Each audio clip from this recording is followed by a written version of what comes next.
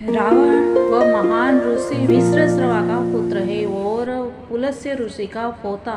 रावण को 10 सिर होने के कारण उसको दशानन भी कहते हैं। और रावण की पीढ़ियां देखे तो रावण ब्रह्मा के कुल में जन्म लेने वाला एक सहज ही कुलीन ब्राह्मण था।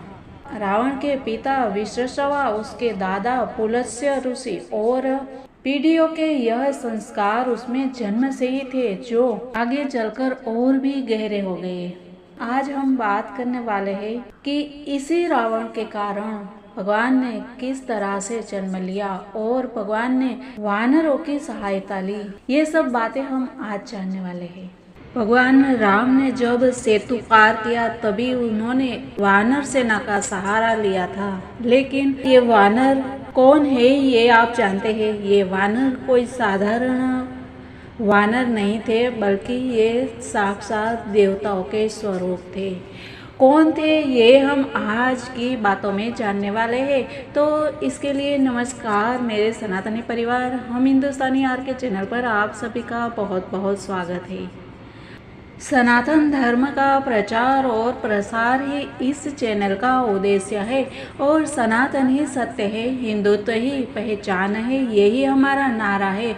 और इसी में हम जानते हैं हमारे सनातन में छुपे अद्भुत रहस्य को, जिनको जानने के लिए आपको इस चैनल के साथ जुड़ना पड़ेगा। तो इसके लिए मित्रों, आप इस चैनल पर नए हैं तो हम हिंदुस्तानी आर के चैनल को सब्सक्राइब कर लीजिए, साथ ही बाजू वाले बेल आइकन को भी प्रेस कर लीजिएगा। और वीडियो अंत में पसंद आता है तो लाइक शेयर और कमेंट भी कर दीजिएगा। तो मित्रों, आइए जानते हैं हम सदाशिव भगवान भोलेनाथ की कृपा के बारे में। और ऐसे भोलेनाथ को क्या पसंद है पता है?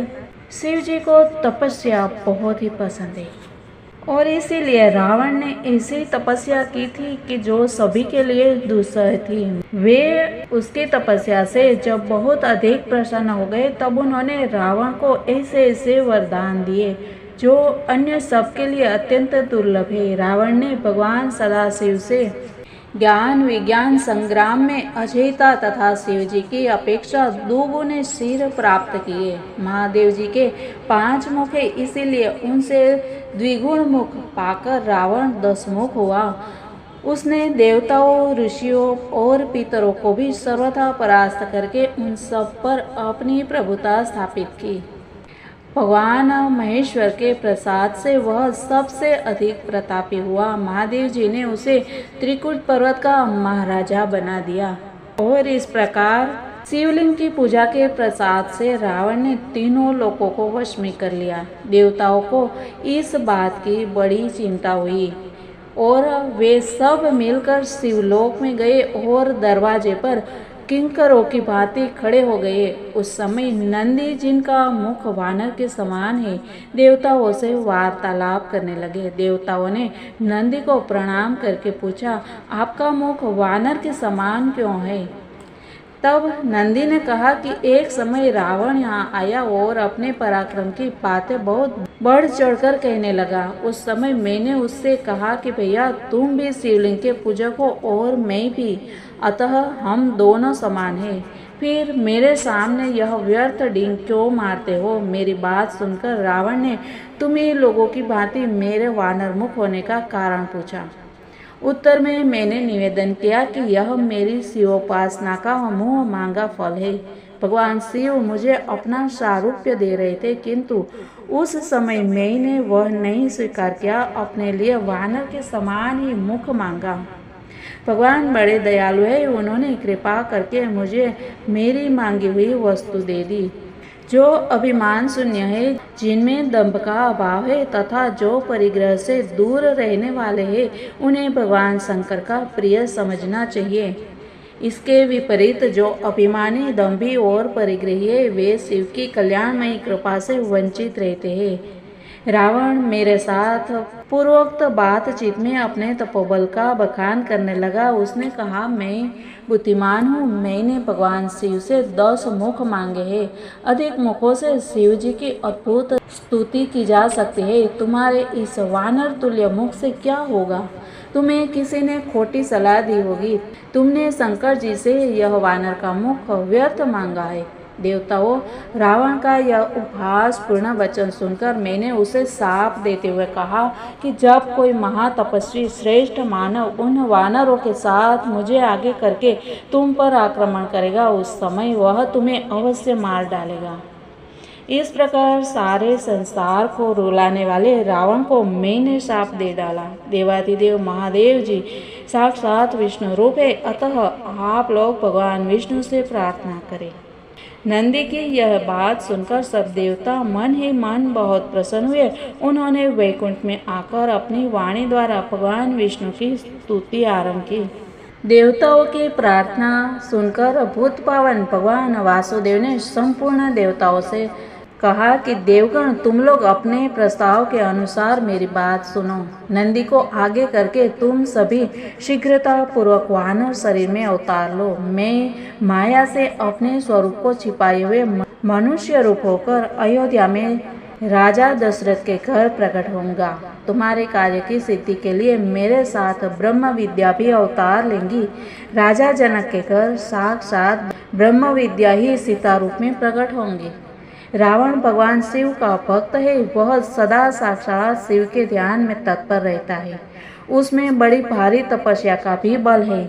जब ब्रह्म विद्या रूप सीता को बलपूर्वक प्राप्त करना चाहेगा, उस समय वह दोनों स्थितियों से तत्काल भ्रष्ट हो जाएगा। सीता के अन्वेषण में तत्पर होकर वह न तो तपस्वी रह जाएगा और न भक्त। जो अपने को न दी हुई ब्रह्म विद्या का बलपूर्वक सेवन करता है, चाहता है वह पुरुष धर्म से परास्त होकर सदा सुगमता पूर्वक जीत लेने योग्य हो जाता है। परम मंगलमय भगवान विष्णु इस प्रकार के वचनों द्वारा संपूर्ण देवताओं को आश्वासन देकर अंतर्ध्यान हो गए। तदंतर सब देवता अवतार धारण करने लगे। इंद्र के अंश में वाली उत्पन्न हुए। सुग्रीव सूर्य के पुत्र थे। जाम्बवान ब्रह्मा जी के अंश से प्रकट हुए थे। शीलाद के पुत्र नंदी जो भगवान शिव के अनुचर तथा 11वें रुद्र थे, महाकपि हनुमान हुए। वे अमित तेजस्वी भगवान विष्णु की सहायता करने के लिए ही अवतीर्ण हुए थे।